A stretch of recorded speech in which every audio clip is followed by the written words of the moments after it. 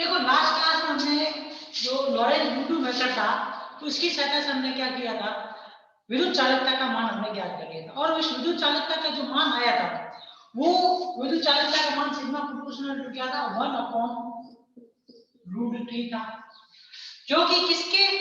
जो कि रियलिटी में जो प्रॉपर्टी होती है विद्युत चालकता के लिए या इलेक्ट्रिक कंडक्टिविटी के लिए, उस प्रॉपर्टी से ये क्या थी बनती। इस वजह से लॉरेंट ड्यूटू सिद्धांत जो है वो क्या करता है, विद्युत चालकता को बताने में किसी भी धातु के अंदर मुक्त इलेक्ट्रॉन गैस के लिए असफल रहा। अब देखो, अब इसी के अंदर आगे बढ़ते हुए आप देखिए, आगे अब हमें विद्युत चालकता हमने पढ़ ली, तो अब हमें जिसके बारे में पढ़ना है, एक तो आपको किसके बारे में पढ़ना होगा, ऊष्मीय चालकता के कारण, ऊष्मीय चालकता को पढ़ना होगा जो कि टेम्परेचर के ऊपर डिपेंडेंट होती है। दूसरी चीज हमें किसके बारे में पढ़नी होगी, इस ऊष्मीय चालकता को हमें पढ़ने के बाद में जो ऊष्मीय चालकता था हमें किसका रेशियो निकालना पड़ेगा, विद्युत चालकता का हमें क्या करना पड़ेगा, हमें रेशियो निकालना है। तो देखो सबसे पहले तो हमें क्या निकालनी पड़ेगी, थर्मल कंडक्टिविटी, और उसके बाद में विद्युत चालकता निकालनी पड़ेगी। तो देखो सबसे पहले हम निकाल लेते हैं थर्मल कंडक्टिविटी, क्योंकि ऊष्मीय चालकता का मान हमें पता है तो उसमें कोई दिक्कत नहीं है। एक और निकालें तो विटमैन ब्रेंच का नियम अगर सिद्ध होगा या होता है या नहीं होता वो भी हमें इस लॉरेंट ड्यूटू के सिद्धांत से हमें पता चल जाएगा। तो देखो क्या निकालने में, ऊष्मीय चालकता निकालनी, ठीक है। तो फोटो की उसमें चालकता निकालनी है। देखो रिएक्टिव आप अगर देखोगे ना, अगर कोई भी ठोस है वो किस अवस्था में, स्थायी अवस्था में, अपनी स्टेबल कंडीशन में, तो स्टेबल कंडीशन में होगा ना तो उसमें परमाणुओं की व्यवस्था या अणुओं की व्यवस्था जो होती है उसमें कैसी होती है, परतों के रूप में होती है। मतलब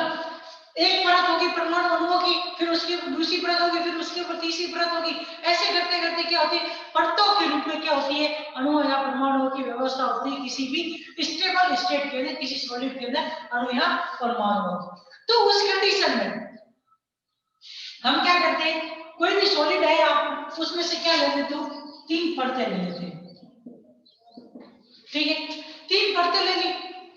उन 3 परतों में जो प्रत्येक परत है उनकी मध्य की दूरी क्या है, लैम्बडा, क्योंकि आपको मालूम है मध्य की परतों की मध्य की दूरी बोलो या अणुओं की मध्य की दूरी बोलो एक ही बात होगी, और उसमें उपस्थित इलेक्ट्रॉनों के बीच में जो टक्कर होगी उन टक्करों के बीच की माध्य दूरी को हम किससे प्रदर्शित करते हैं, लैम्बडा, वही ये लैम्बडा है,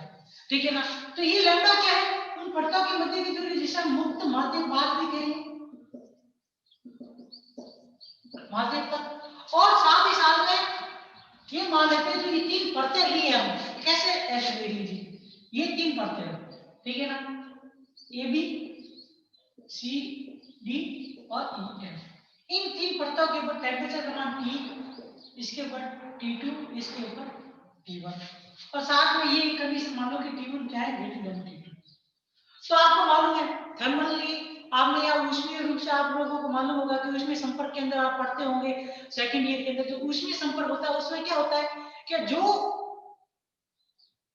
सिस्टम जिसके पास में टेम्परेचर का मान अधिक है उससे कौन से सिस्टम की तरफ ऊष्मा का स्थानांतरण हो रहा है, कम टेम्परेचर वाले सिस्टम की तरफ ऊष्मा का स्थानांतरण होता है, ये आप लोगों ने पढ़ा होगा, ठीक है। उसी के बेस्ट हम आगे की तरफ बढ़ेंगे।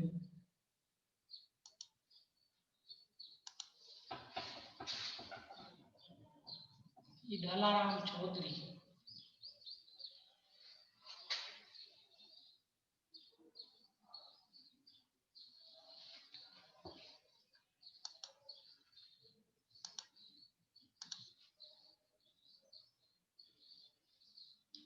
तो देखो मुक्त माध्यम उस कंडीशन में क्या है, ये मुक्त माध्यम पर क्या होगा, दो इलेक्ट्रॉनों के मध्य की क्या होगी, औसत दूरी, टकराव से पहले जो उनकी औसत दूरी होती है वो वाली है, वो क्या होगी, इस लैम्बडा के द्वारा प्रदर्शित की जाएगी, ठीक है। Temperature T1 greater than T2, तो उस कंडीशन में आपको मालूम है उसमें ऊष्मागतिकी के नियमों से आपको ये भी पता होगा कि कम ताप उच्च ताप से निम्न ताप की तरफ क्या होता है, ऊष्मा का स्थानांतरण होता है। तो अब यहाँ पे देखो क्योंकि T1 क्या है, ग्रेटर देन है T2 से, तो उस कंडीशन में क्या होगा, ऊष्मा का स्थानांतरण कहां से कहां की तरफ होगा,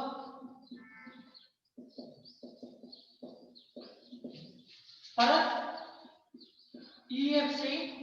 किसकी तरफ होगा उसका स्थानांतर, CD की तरफ होगा। एक तो चीज ये पता चली, ठीक है। दूसरी चीज मान लो कि जो भी आपने प्लेटें ली है इनके अंदर जो रैंडम मोशन है, उस रैंडम मोशन के कारण जो वेलोसिटी एवरेज औसत यादृच्छिक वेग, उसका मान क्या है, v है, ठीक है। तो उस कंडीशन में इनके प्रति इकाई आयतन में से इलेक्ट्रॉन की फ्लोइंग की संख्या क्या हो सकती है। देखो आप देखो एक चीज मान के चलो कि अगर आप इसको 3 डायमेंशन फॉर्मेट में पढ़ोगे, किसी भी एक प्लेट को लोगे तो 3 डायमेंशन फॉर्मेट में पढ़ोगे किसी भी एक प्लेट को, मान लो किसी एक प्लेट के ऊपर आयनों की इलेक्ट्रॉनों की संख्या टोटली क्या है, प्रति इकाई आयतन इलेक्ट्रॉनों की संख्या n है। तो 3 डायमेंशन के फॉर्मेट में पढ़ रहे तो इसके चारों तरफ क्या होगी, ऐसी ऐसी परतें होंगी, ठीक है ना। तो उस कंडीशन में क्या होगा, इससे जो इलेक्ट्रॉनों की फ्लोइंग होगी वो तीनों ही डायरेक्शन में होगी, x y और z तीनों ही डायरेक्शन होगी। तो उस कंडीशन में यहाँ पे जो फ्लोइंग होगी उसको प्रति इकाई आयतन के रूप में हम कैसे लिखेंगे, 1/3n 1/3n 1/3n। अब देखो ये 1/3n में क्या होगा, तो भागों में टूट जाएगा, 1/6n और 1/6n। इसका कारण क्या है, एक तो पॉजिटिव x डायरेक्शन में जो इलेक्ट्रॉनों का फ्लो होगा वो, और एक नेगेटिव x डायरेक्शन में इलेक्ट्रॉनों का फ्लो होगा वो। क्योंकि देखो 3 डायमेंशन, क्योंकि आपके पास एक भी तो क्रिस्टल होगा नहीं, सॉलिड आप ले लो, इस अवस्था में ले लो, भले कैसे लो, लेकिन आपको मालूम है क्योंकि स्ट्रक्चर जो होगी वो हमेशा कैसी होगी, 3 डायमेंशन फॉर्मेट में क्रिस्टलाइजेशन होगी। तो तीनों डायरेक्शन में जो है इलेक्ट्रॉनों का फ्लो होगा। तो यहाँ पे अगर प्रति इकाई आयतन जो इलेक्ट्रॉनों की संख्या है वो एक स्थान से दूसरी जगह पर फ्लो हो रही है, तो उस कंडीशन में इसको क्या लिखोगे, nu के रूप में लिखोगे, ठीक है। और अगर आप किसी एक पर्टिकुलर डायरेक्शन में किसी एक परत से दूसरी प्लेट के ऊपर इलेक्ट्रॉनों की संख्या को लिखना चाहोगे तो वो 1/6nu के रूप में लिखी जाएगी। इसका कारण ये है क्योंकि तीनों डायरेक्शन के अंदर उस प्लेट से क्या होगा, इलेक्ट्रॉनों का फ्लो होगा। तो किसी एक पर्टिकुलर डायरेक्शन में एक प्लेट के ऊपर अगर हम एक डायरेक्शन के अंदर पर्टिकुलर डायरेक्शन में इलेक्ट्रॉन के फ्लो को देखेंगे तो वो किसके रूप में लिखा जाएगा, 1/6nu के रूप में लिखा जाएगा। क्यों, क्योंकि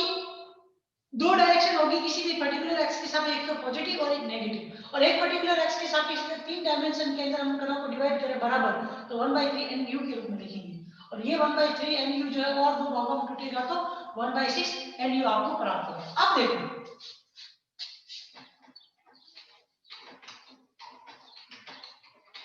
एक फॉर्मूला आपको लास्ट में इसको जाते हुए याद करना पड़ेगा और इसमें कुछ भी नहीं है, तो वो फॉर्मूला मैं बता दूंगा कौन सा है, तो वो आप लोगों को इसके अंदर इस डेरिवेशन को याद करना पड़ेगा, इससे ज्यादा उसमें कुछ, बाकी डेरिवेशन तो समझ में आ जाएगा, बस एक वो फॉर्मूला आपको याद रखना है। तो देखो अगर हम प्रति इकाई आयतन इलेक्ट्रॉनों की संख्या कितनी मान लें, n इलेक्ट्रॉन प्रति इकाई आयतन, आपके पास में n इलेक्ट्रॉन है, तो किसी भी प्लेट से प्रति इकाई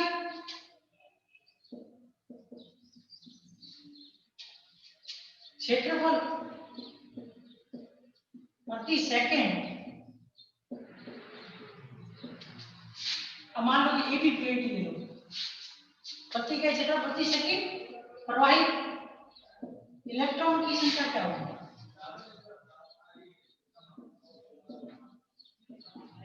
1/6nu, ठीक है, ये होगी इसके अंदर। अब देखो एडी परत के ऊपर हमको ये पता चल गया कि 1/6nu होगा, ठीक है। सिर्फ फ्लो अगर हम ये तो एबी से किसी भी मतलब सीडी की तरफ दो या ईएफ की तरफ दो, किसी भी एक डायरेक्शन में ना इलेक्ट्रॉनों के फ्लो की डायरेक्शन में। अब देखो अगर हम एबी से किसकी तरफ लिखें, ईएफ की तरफ इलेक्ट्रॉन को फ्लो लिखेंगे ऐसे प्रति इकाई क्षेत्रफल प्रति इकाई सेकंड, तो वो भी क्या होगा 1/6nu के रूप में ही लिखा जाएगा, ठीक है। तो उस कंडीशन के अंदर एबी परत की और अगर हम ईएफ से एबी की तरफ इलेक्ट्रॉनों की प्रवाह की ऊर्जा मतलब प्रवाह होने का मतलब ईएफ से एबी की तरफ, यहां से यहां की तरफ जब इलेक्ट्रॉन फ्लो या फिर यहां से यहां की तरफ इलेक्ट्रॉन फ्लो हो रहे हैं तो उन इलेक्ट्रॉनों की संख्या तो दोनों ही प्लेटों के लिए समान रहेगी 1/6nu। अब अगर हम ई से इधर की तरफ इलेक्ट्रॉन को फ्लो कर रहे हैं तो फ्लोइंग के दौरान कितनी ऊर्जा जो है वो क्या हो रही है, ईएफ से एबी की तरफ प्रवाहित होगी, वो तो क्या होगी, इलेक्ट्रॉनों की संख्या और उनकी काइनेटिक एनर्जी के मल्टीप्लिकेशन के बराबर होगा। तो यहां से क्या ले सकते हैं, AB से EF की तरफ प्रति इकाई क्षेत्रफल प्रति सेकंड प्रवाहित ऊर्जा कहां से कहां की तरफ, EF से AB की तरफ। तो ये उस कंडीशन के अंदर है।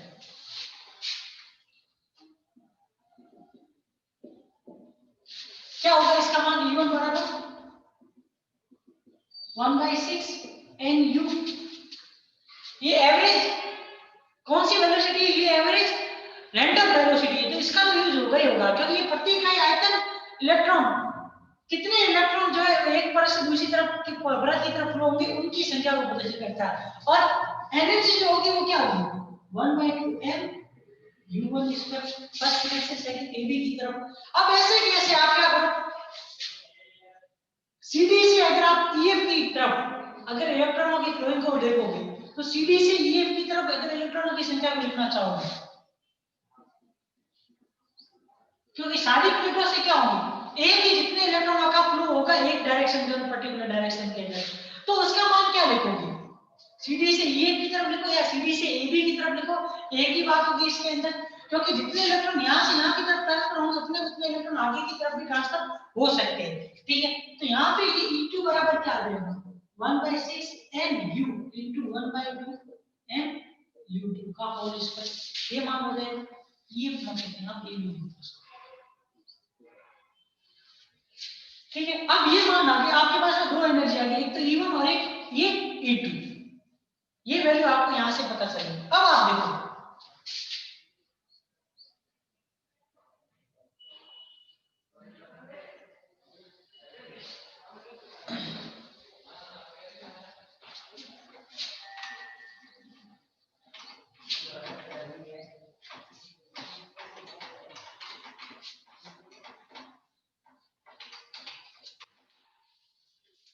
Kinetic energy 1/2m U1 square को आप क्या लिख सकते हो, 3/2 के T1 स्क्वायर के रूप में, T1 के रूप में लिख सकते हो। थर्मली काइनेटिक एनर्जी जो होती है उसका मान इसके बराबर हो सकता है, तो इसका आप 1/2m U2 स्क्वायर को लिखोगे तो क्या होगा, 3/2 के T2 होगा इसका मान, क्योंकि आपको मालूम है काइनेटिक एनर्जी और आपको थर्मली एनर्जी जो इक्विपार्टीशन थ्योरम है उससे आपको पता होगा कि जो एनर्जी होती है उसको आप किस प्रकार से लिखते हो, क्योंकि प्रत्येक टर्म के लिए एवरेज एनर्जी का मान क्या होता है, 1/2 kT के बराबर होता है। तो उस आधार पर इसका मान क्या लिखा है, 3/2 kT1 और 3/2 kT2 लिखा है इसके अंदर। अब देखो इस एनर्जी को आपने यहाँ पे रखा, तो यहाँ से इन दोनों फॉर्मूलों में E1 और E2 के अंदर अगर इसका मान रखेंगे तो E1 बराबर क्या आएगा, 1/6 NU into 3/2 k T1 का स्क्वायर सॉरी T1 और E2 का मान क्या होगा, 1/6 NU और 3/2 k T2।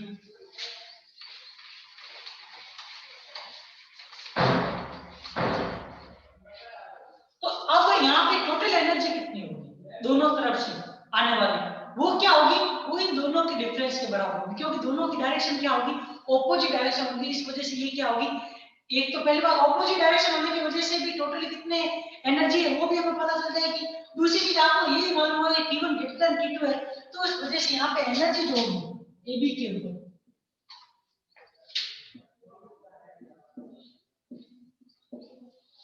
की ओर प्रवाहित प्रति सेकंड प्रति इकाई क्षेत्रफल ऊर्जा क्या होगी, ये E बराबर E1 minus E2 equal to क्या आ जाएगा, 1/4NU के कोष्टक में T1 माइनस T2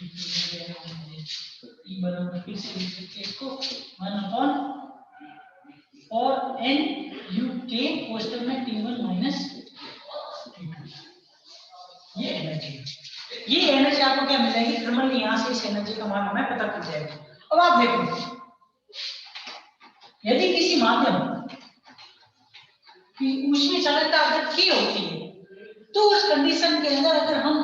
किसी प्लेट के ऊपर, इस AB प्लेट के ऊपर किसका मान लिखना चाहेंगे, इस AB प्लेट के ऊपर एनर्जी का मान थर्मल कंडक्टिविटी के रूप में लिखना चाहेंगे, तो वो जो है वो वाली इक्वेशन आपको इसके अंदर याद रखनी पड़ेगी। तो यदि किसी माध्यम की ऊष्मीय चालकता जो है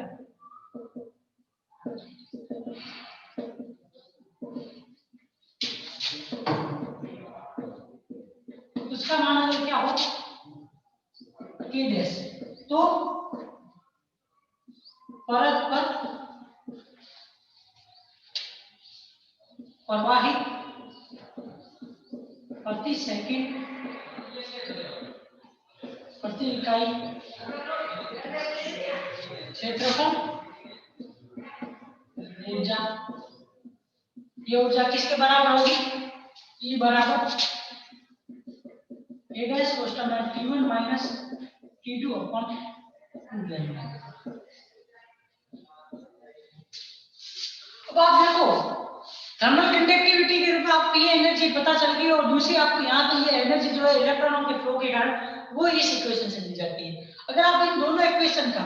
इस इक्वेशन नंबर 1 और इस इक्वेशन नंबर 2 का कंपैरिजन करोगे, तो यहाँ से आपको क्या मिल जाएगा, थर्मल कंडक्टिविटी का मान भी हमें पता चल जाएगा। तो इक्वेशन नंबर 1 एंड 2 से K डैश कोष्टक में T1 minus T2 upon 2 lambda is to 1/4 nu K T1 minus T2। यहाँ से वैल्यू किसके बराबर आ जाएगी, K1 डैश, K डैश की, K डैश इज टू आ जाएगा आपके 1/2 nu K लैम्डा। ये आपको क्या देगी, थर्मल कंडक्टिविटी, ठीक है ना। इसको ये क्या है आपकी ऊष्मीय चालकता है। अब आपको करना क्या है, विडमैन फ्रेंच का नियम प्रूव करना है। तो विडमैन फ्रेंच का नियम प्रूव करना है, तो उस कंडीशन में देखो किस किस का अनुपात लेना है, ऊष्मीय चालकता और किसका लेना है, विद्युत चालकता का अनुपात लेना है। तो देखो विद्युत चालकता जो हमने लास्ट क्लास में निकाली थी, उस विद्युत चालकता का क्या मान था, विद्युत चालकता sigma is equal to n e² tau upon ये, ठीक है।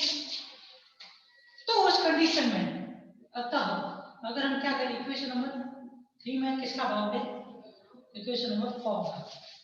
तो यहां से ये K dash upon sigma is equal to क्या है,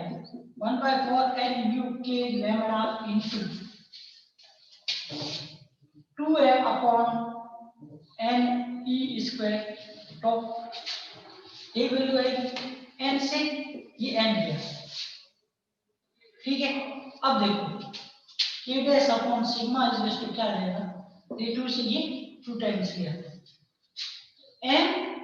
u K lambda upon e² तो आ जाएगा यहां से। अब देखो तो क्या था, तो इलेक्ट्रॉनों की टकराव के मध्य का माध्यम मुक्त माध्य काल का बीच का, और मुक्त माध्य काल टॉ बराबर क्या है, लैम्डा अपॉन यू के रूप में लिखा जाता है,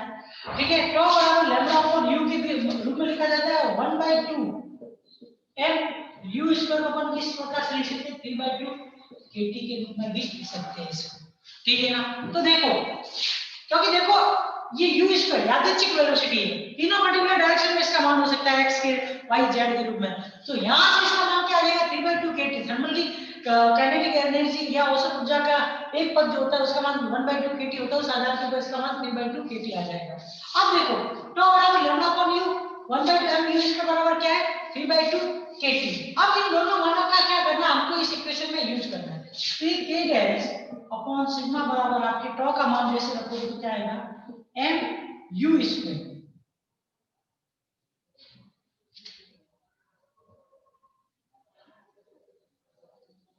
सो यहाँ पे 1/2 होगा,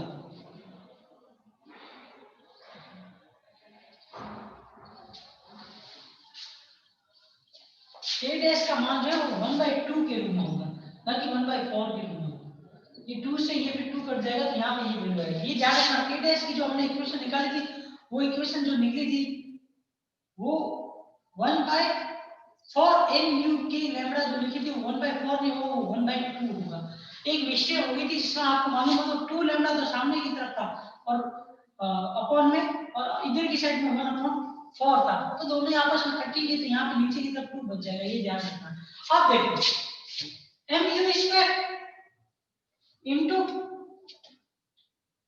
k lambda upon e square, ठीक है, अपॉन नीचे एक और लैम्बडा आ जाएगा, ठीक है। तो देखो लैम्बडा से यहाँ पे लैम्बडा कुछ जाएगा तो यहाँ पे वैल्यू जो आएगी वो mu square upon e square into k आएगा इसका, ठीक है। अब देखो mu स्क्वायर किसके बराबर ले सकते हो, 2 से 2 गया, mu स्क्वायर को आप 3kt के बराबर ले सकते हो, तो k डैश अपॉन सिग्मा का मान क्या आ जाएगा आपके 3k square t upon e square. तो यहाँ से k dash upon sigma upon t equal to क्या हो जाएगा, एक कांस्टेंट मान, मतलब k डैश अपॉन सिग्मा किसके प्रोपोर्शनल है, ठीक है। ये आपका क्या है, विड में रेंज का जिसके अनुसार क्या बताया गया था, जिसके अनुसार ये बताया गया था कि जो विद्युत चालकता तथा विश्व चालकता और विद्युत चालकता जो होती है उन दोनों का अनुपात जो होता है वो क्या होता है, वो उस परत या उस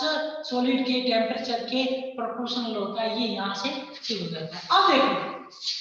अब इसके बाद में जो अब टॉपिक स्टार्ट होगा वो आपके है फर्मी ऊर्जा वितरण का अनुमान या वितरण का फलन क्या होता है। Fermi energy, Fermi Dirac energy का जो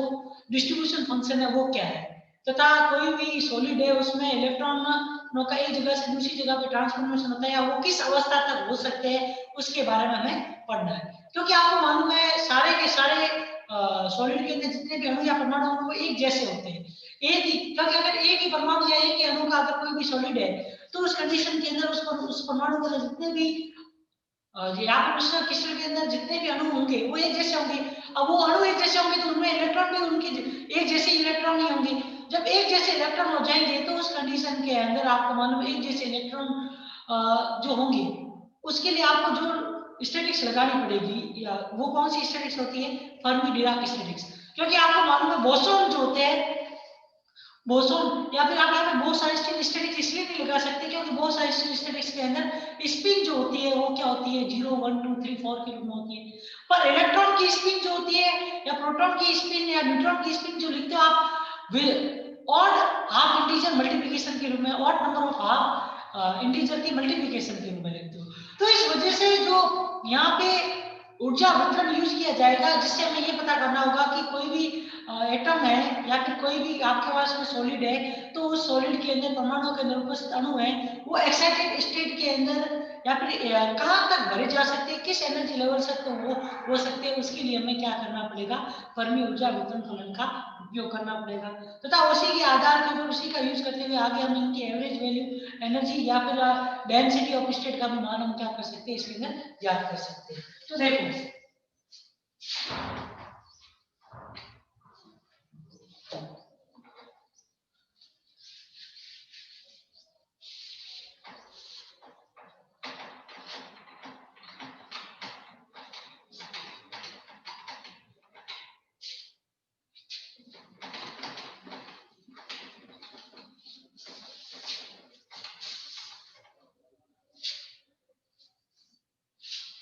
अब देखो पढ़ना किसके बारे में, फर्मी डिराक वितरण फलन, ठीक है। अब देखो कोई भी नॉर्मल टेम्परेचर आप लेते हो, किसी भी तापमान आप देखते हो तो धातु है, उस धातु के अंदर क्या होते हैं, मुक्त इलेक्ट्रॉन उपस्थित होते हैं, ठीक है। तो ये मुक्त इलेक्ट्रॉन जो होते हैं वो किसके समान होते हैं, किसके समान गति करते हैं, आदर्श गैस के अणुओं के समान ये क्या करते हैं, गति करते हैं। तो उस कंडीशन आपको मालूम है जब ये मुक्त इलेक्ट्रॉन आदर्श गैस के अणुओं के समान गति करते हैं तो उसी वजह से इनको क्या बोला जाता है, मुक्त इलेक्ट्रॉन को एक मुक्त इलेक्ट्रॉन गैस कहा जाता है, ये आपको इसमें ध्यान रखना है। तो उस कंडीशन के अंदर अगर आप इनका जो सॉलिड के अंदर जो एटम्स की व्यवस्था होती है उस आधार के ऊपर तीनों ही पर्टिकुलर डायरेक्शन के अंदर इनकी अवस्थाओं की संख्या को लिखना चाहिए, अवस्था की क्वांटम नंबर को लिखना चाहिए। तो अवस्था का क्वांटम संख्या क्या होगी, इनकी अवस्था की क्वांटम संख्या का मान क्या होगा, तीन अलग अलग डायरेक्शन के अंदर तीन अलग अलग वैल्यू मिलेगी। मान लो इनका मान क्या है, nx ny या nz, तीन पर्टिकुलर डायरेक्शन के अंदर। और साथ ही साथ में ये देखो कि जो इलेक्ट्रॉन है उस इलेक्ट्रॉन की चक्रण क्वांटम संख्या, स्पिन क्वांटम नंबर क्या होता है,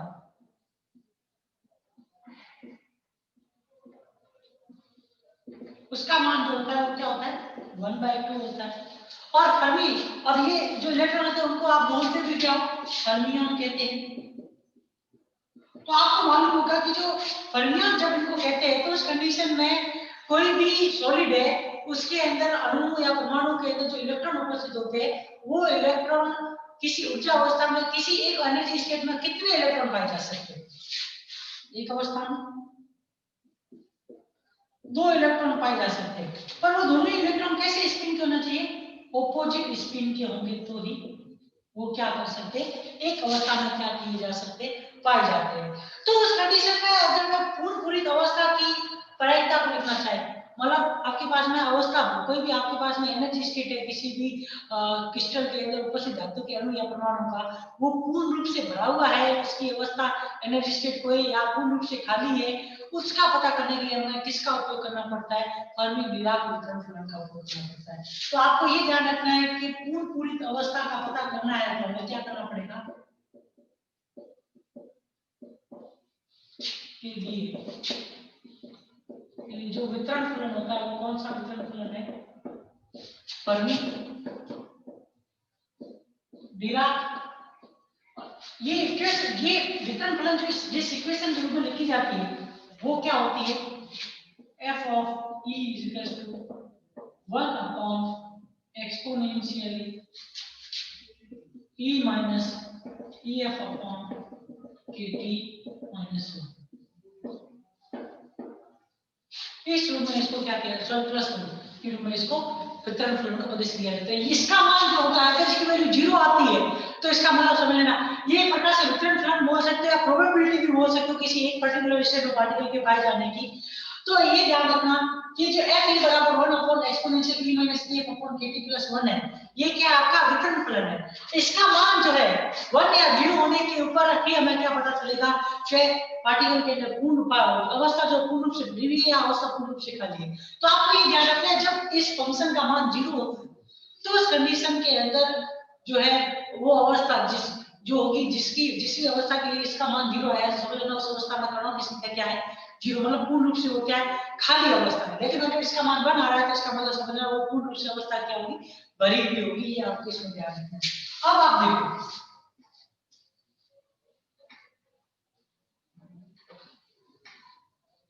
यहाँ पे एक टर्म यूज हो रही है, ये EF क्या है, फर्मी ऊर्जा। तो फर्मी ऊर्जा क्या होती है, आपके बच्चों की पढ़ी हुई होगी कि एक इलेक्ट्रॉन को किसी अवस्था में रहने के लिए को अगर किसी अवस्था में आप डालते हो तो उस अवस्था के अंदर जो इलेक्ट्रॉन को उस अवस्था में रहने के लिए अधिकतम ऊर्जा की आवश्यकता होती है, वो अधिकतम ऊर्जा जिसके द्वारा इलेक्ट्रॉन को किसी अवस्था में भरा जाता है वो फर्मी ऊर्जा कहलाती है। एक डेफिनेशन और भी ये है कि 0 केल्विन टेम्परेचर के ऊपर परम शून्य ताप के ऊपर सबसे वह ऊर्जा स्तर जहां तक वो सबसे ऊपर वाला वह ऊर्जा स्तर जो पूर्ण रूप से भरा हुआ होता है वो ऊर्जा जो है वो भी क्या कहलाती है, आपकी फर्मी ऊर्जा कहलाती है। तो यहाँ पे ये फर्मी ऊर्जा क्या होती है, किसी भी पर्टिकुलर टेम्परेचर पे हाई एनर्जी ऑफ क्या होती है, इलेक्ट्रॉन एक एनी टेम्परेचर टी के ऊपर किसी भी इलेक्ट्रॉन की वह अधिकतम किसी टेम्परेचर टी की वह अधिकतम ऊर्जा होती है जिसके लिए वो क्या होता है किसी पर्टिकुलर स्टेट के अंदर उपस्थित रहता है। ये आपको ध्यान रखना है। तो आप देखो टी बराबर 0 केल्विन के ऊपर 1 अपॉन kt का मान तो क्या हो जाएगा, इनफाइनाइट हो जाएगा। ठीक है, अब देखो अवस्था कब भरी हुई हो सकती है और कब खाली हो सकती है, मतलब ये किस मान के ऊपर ये भरी हुई होगी या ये किस मान के ऊपर खाली होगी। तो इसमें दो कंडीशन होती है। एक तो पहले कौन सी, एनर्जी ई का मान क्या होता है, ग्रेटर देन हो जाए ई, तो उस कंडीशन में एफ ऑफ ई का मान क्या हो जाता है, क्योंकि ई ग्रेटर देन है ई एफ के, तो उस कंडीशन में इसका मान एक्सपोनेंशियल में प्लस के इनफिनिट आएगा, ठीक है। और प्लस के इनफिनिट में इसका मान भी क्या होगा, इनफिनिट ही होगा। तो इनफिनिट को आप 1/0 प्लस 1 लिखोगे तो ये 0 किधर जाएगा, इसके साथ मल्टीप्लाई होगा। मतलब यहाँ पे आप देखो इस तरफ आप लिखोगे ना exponential value, exponential infinite plus 1 लिखोगे तो इनफिनिट प्लस 1 इनफिनिट ही होगा। तो यहाँ से इसको 1/0 लिखोगे तो ये 0 ऊपर की तरफ जाएगा तो मल्टीप्लाई आ जाएगा, आपके एफ की वैल्यू 0 आ जाएगी। वैसे नहीं वैसे, मतलब 0 आ गई इसका मतलब हम लेना अवस्था कैसी है, खाली अवस्था है, उसके अंदर किसी प्रकार का कोई भी इलेक्ट्रॉन नहीं, वो पूर्ण रूप से खाली है। एक और दूसरी कंडीशन जो कि जब एनर्जी का मान क्या हो जाए, फर्मी एनर्जी से कम हो जाए, तो एफ ई का मान क्या हो जाएगा, 1 हो जाएगा। इसका कारण ये है क्योंकि e की पावर माइनस के इनफाइनाइट, इसके ऊपर जो वैल्यू होगी वो क्या होगी, 0। 0 वैल्यू के ऊपर ये अगर 0 है तो 1/1 का मान क्या आ जाएगा, 1 आ जाएगा। ये आपको इसमें ध्यान रखना है। इस वजह से एनर्जी जब फर्मी एनर्जी से कम होगी तब क्या होगा, और फर्मी एनर्जी से ज्यादा होगी तब क्या होगा, ये आपको ध्यान रखना है। तो अब देखो आप अपना ग्राफ बनाओ एनर्जी लेवल के लिए, तो एक किस किस के बीच में, एनर्जी के लिए और एफ ऑफ ई के लिए, 0 केल्विन टेम्परेचर के ऊपर तो क्या होगी, इसको इस तरीके से इस वाला ये वाला एफ ई और ई के बीच वाला ग्राफ तक पढ़ेंगे। अभी सिर्फ ये पढ़ लेते हैं। आप देखो ये अलग अलग ऊंचा स्तर है जो कि किसको प्रदर्शित कर रहे हैं, एनर्जी को प्रदर्शित कर रहे हैं। अब देखो इसमें इलेक्ट्रॉन जो बढ़ जाएंगे वो क्या होंगे, ऑपोजिट स्पिन होंगे।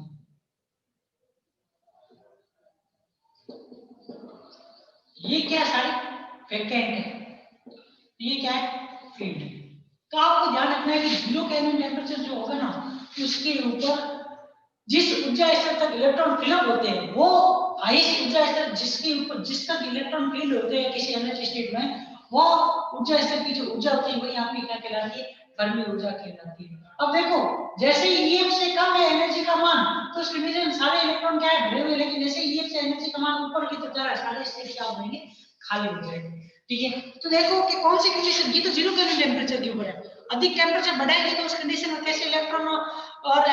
एनर्जी और एफ ई के बीच ग्राफ बनता है, उसके बाद हम नेक्स्ट क्लास में पढ़ेंगे।